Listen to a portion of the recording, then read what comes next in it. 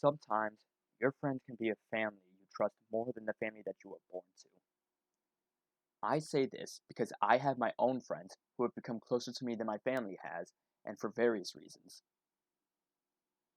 The reason that I pay tribute to them is because ever since I had met each of them, they have been nothing but impactful on my life and have been extremely kind and caring. I hope to return that kindness one day in full. Now, who are these people that I am talking about?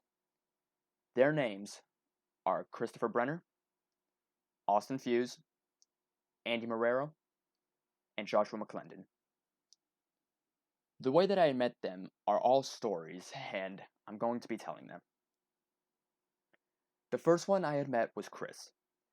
I met him back in 6th grade when I had gotten into a fight with another student, and said student threw a chair at me.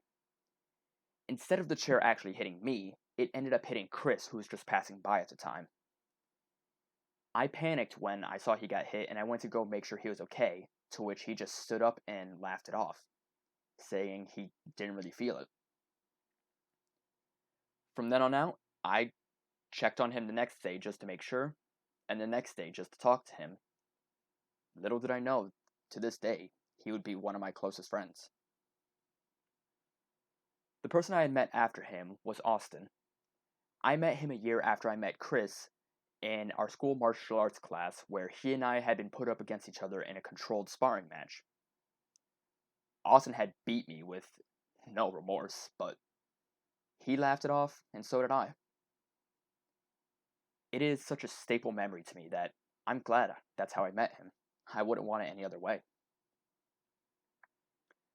Andy and Josh, on the other hand, I met in a much more controlled and tame situation. It wasn't until high school that I met them, where a mutual friend of ours had asked me and them to help him with a school project.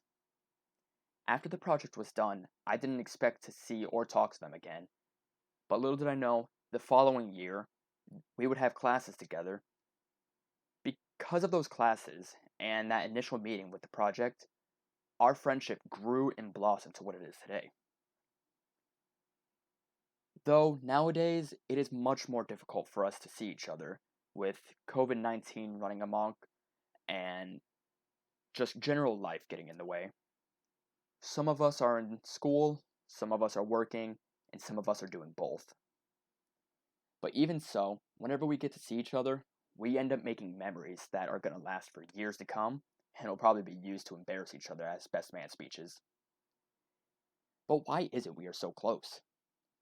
The main reason for that is whenever one of us would hit an extremely low spot, the others would group together to pull us back to our feet and keep us moving forward so that we could find that light at the end of the tunnel.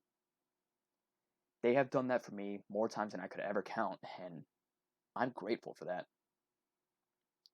It's because of all of this and all of our history together that these four individuals have earned my trust and have become the closest friends I could have ever asked for.